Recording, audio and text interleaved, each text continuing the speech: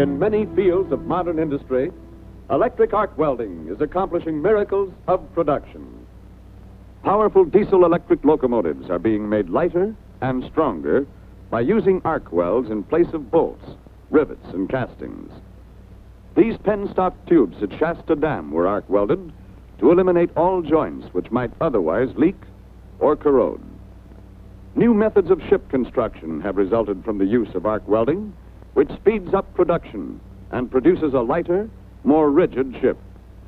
In the manufacture of aircraft, arc welding on engine mounts, fuselages, and landing gear ensures maximum strength with a minimum of weight. But the successful application of arc welding depends on the use of proper welding methods. Here's what happens when improper welding methods have been used. Distortion has caused this job to warp out of shape. The same thing has occurred to this metal tray. The purpose of this film is to show how all distortion can be controlled and prevented. But first of all, we must understand what causes distortion. Let's start with this ordinary steel bar.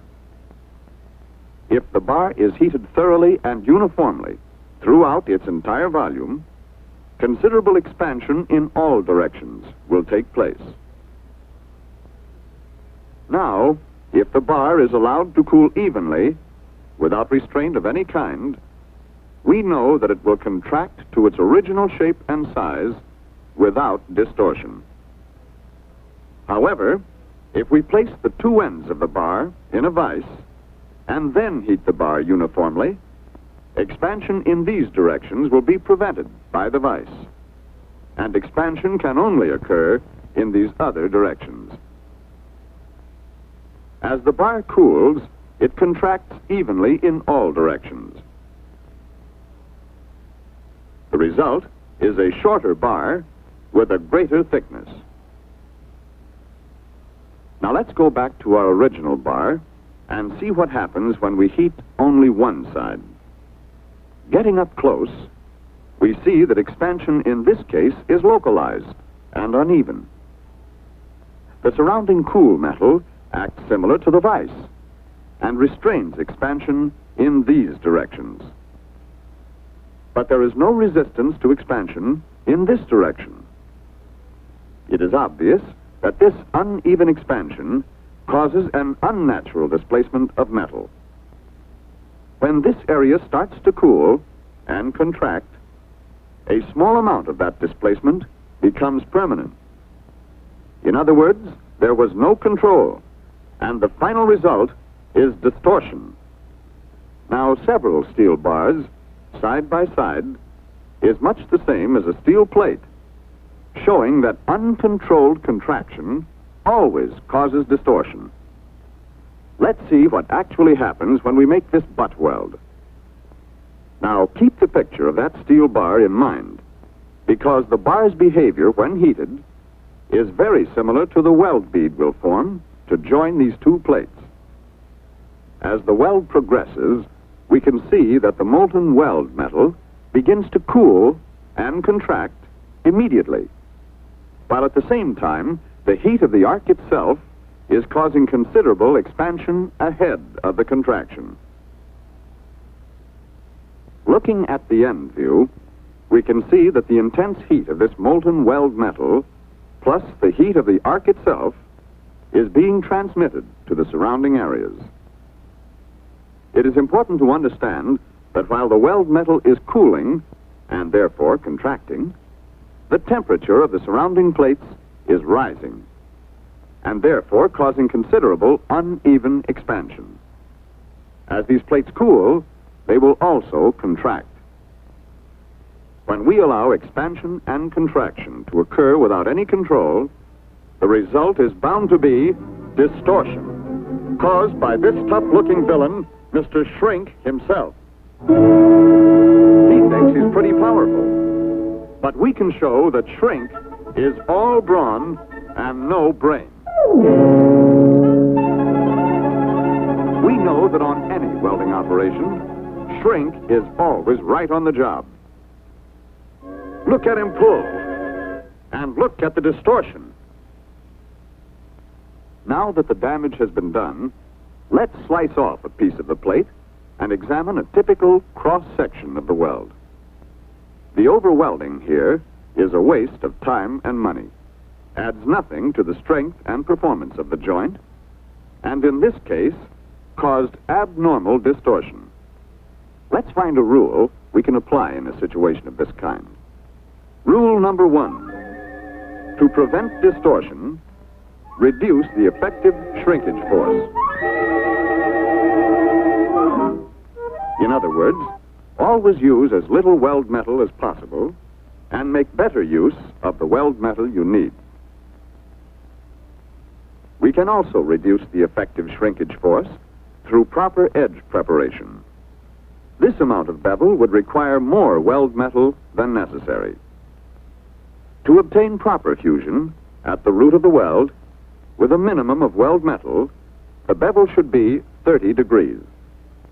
But proper fit-up is also important. So, space the plates 1/32 to 1/16 of an inch apart. You will then need only a minimum amount of weld metal to produce a strong joint. Using fewer passes is another way of controlling distortion. For example, on plates that are free to move, distortion in this direction is always a problem. In this case, if we use 1 or 2 passes with large electrodes, we will greatly reduce distortion. In welding any structure, it is always important to consider the neutral axis. With a conventional fillet, the weld is so far off the neutral axis that shrink has plenty of leverage to pull the plates out of alignment.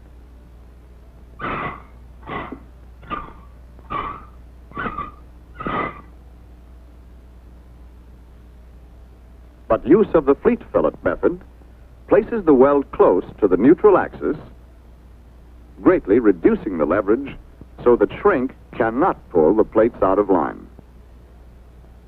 Your own experience and ingenuity will uncover other methods. For example, intermittent welds frequently give all the strength required. In this way, you can use 2/3 less weld metal and reduce the effective shrinkage force by that much.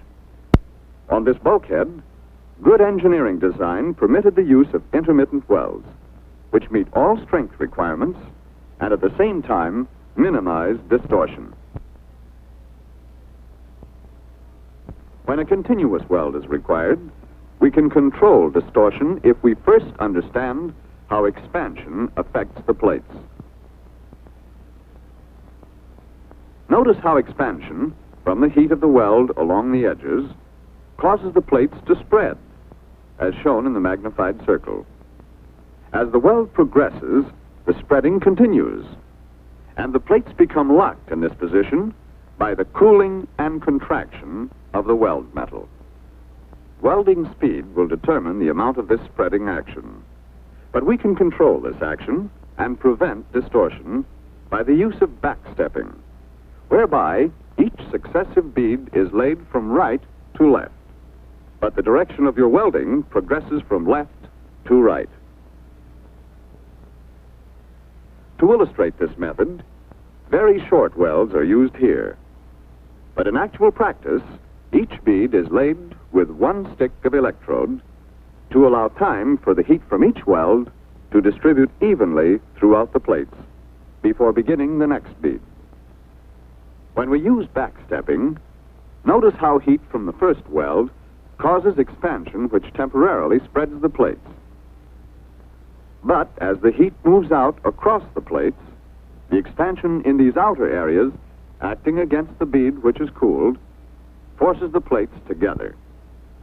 Each weld becomes a rigid section by the time the next weld is started, so that the spreading action becomes less and less with each succeeding bead, until the weld job is completed without further spreading or distortion. Rule number 2 gives us a little different slant on this fellow shrink. To prevent distortion, make shrinkage work for us. This is simply another way of saying that shrink is plain dumb and is just as willing to work for us as against us, providing we're smart enough to use him to our advantage. On a T-weld like this, we can anticipate Mr. Shrink's tendencies and tip the perpendicular plate slightly away from the weld side.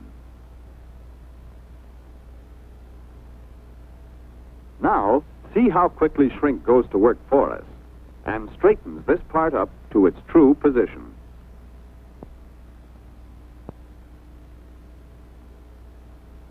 Another adaptation of rule number 2 is the spacing of parts before welding. In welding these searchlight trunnion arms, which must be very accurately spaced when the welding is completed, allowance is made for the amount of shrinkage which will occur. Before welding, the parts are spaced, like this. Then, when the welding is completed, watch how controlled shrinkage brings the two arms into correct position and perfect alignment. We can also make shrinkage work for us by pre-bending or springing the parts involved. For example, when these two plates are sprung away from the weld side, the counter force exerted by these clamps, holding the plates firmly, overcomes the shrinkage tendency of the weld metal, causing it to yield. But we can still use Mr. Shrink after the clamps are removed. Now all he needs to do is give the plates a slight pull to remove any signs of distortion. Pre-bending may be applied to any number of welding operations. Here, it is being employed on these steam shovel dipper sticks to make sure that the parts will be straight after welding. So far, we have illustrated several methods by which we can control and prevent distortion. First, by reducing the effective shrinkage force. And second, by making shrinkage work for us. But on certain types of weld jobs, we may still find that we have a distortion problem. Then, we must use other methods. We'll call this rule number 3. To prevent distortion, balance shrinkage forces with other forces. This rule applies automatically in welding this machine base, where its own structural nature provides rigid balancing forces. But when these natural balancing forces are not present, we can place Shrink in the position of using his own powerful force to balance itself. Here's how. Use proper welding sequence. By welding alternately on both sides of the neutral axis of these two plates, watch what happens to Shrink. First, he has to pull on this side, then rush around to pull on the other side, then back again, and over again. Whew. It's a much harder pull each time, until finally we have Shrink tired out completely. The result? No distortion. Here's another application of the same principle. Staggered intermittent welds, applied in this sequence. 1, 2, 3, 4. Proper welding sequence permitted the construction of this crane boom to proceed without delay and without distortion. The operation was thoroughly planned beforehand, so that each crossarm was tack welded to the main members to first make the entire crane a rigid structure. Following this, one set of crossarms was welded on one side.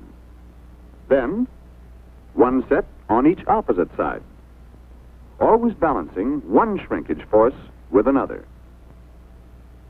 Step by step, right on up to the end, so that the final result was a perfectly straight crane boom.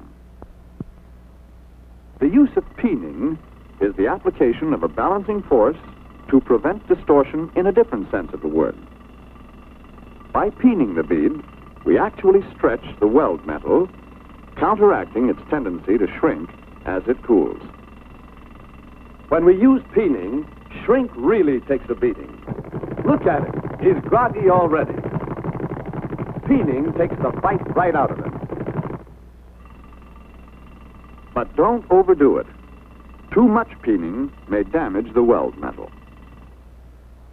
The most important method of overcoming distortion problems is the use of clamps, jigs, or fixtures to hold the work in a rigid position during welding.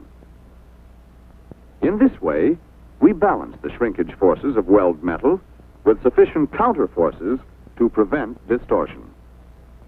For example, when we weld these two plates, we know that when the weld metal cools, the plates will distort, like this. However, if we hold the plates perfectly rigid with clamps or jigs, the restraining forces here prevent the plates from moving. Consequently, the weld must stretch as it cools.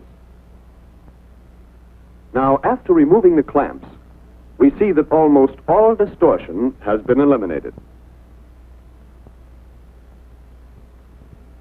But in most cases, the plates to be welded are merely parts of a structure, and other sections will continue to hold the plates as rigid as if they were clamped permanently, thereby reducing distortion to a minimum.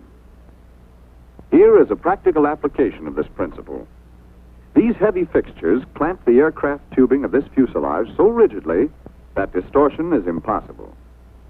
The type of jig or fixture required will be determined, of course, by the nature of your welding job.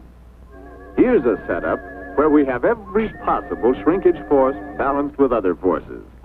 The more shrink pulls, the more exhausted he becomes.